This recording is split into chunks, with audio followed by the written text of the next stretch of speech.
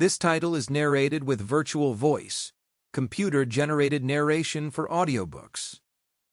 The Art of Creating Depth by Thomas Juth. Introduction. In this ebook, I will take a closer look at another of my favorite subjects, working with ambience and the art of creating depth in a mix. The concept of depth is very important when trying to create mixes which have a three-dimensional feel rather than flat mixes which are just taking place between left and right. This relates to moving sounds back and forward in the sound field and gives you the sensation that some sounds are further away, while others are closer to the listener.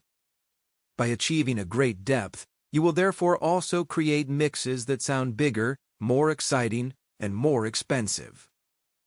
When talking about creating depth, the first words that come to mind are probably reverb or ambience. However, as you will see in this book, there are many other ways of achieving similar results.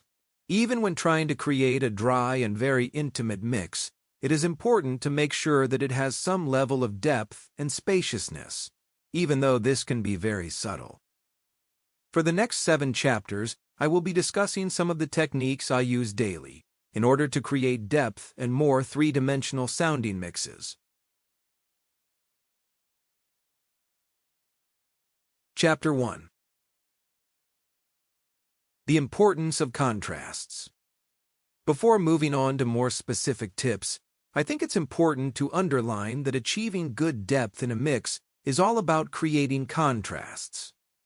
Many mix engineers try to make every element in a mix as clear and bright as possible, and always in your face.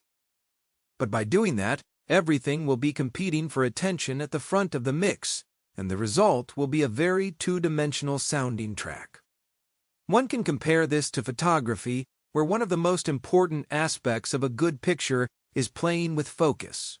The best photographs often have a great balance between objects that are in focus and objects that are out of focus.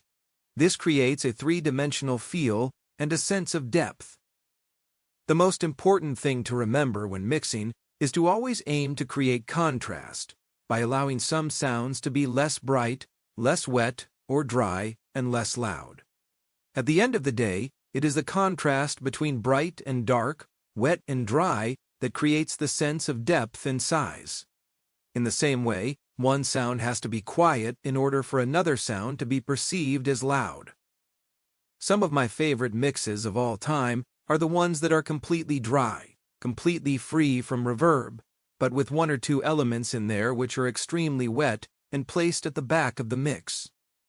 So when they do enter the mix, the listener gets a sense of relief from the otherwise dry atmosphere.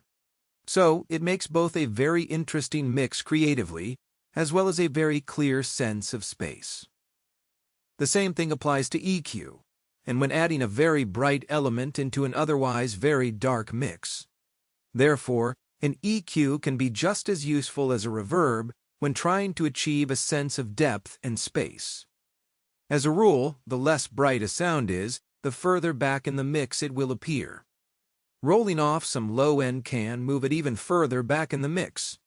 I often do this with backing vocals when trying to make them appear as if the backing singers are behind the lead singer. Keep this advice in mind the next time you are working on a mix, and you will start to see all the possibilities there are.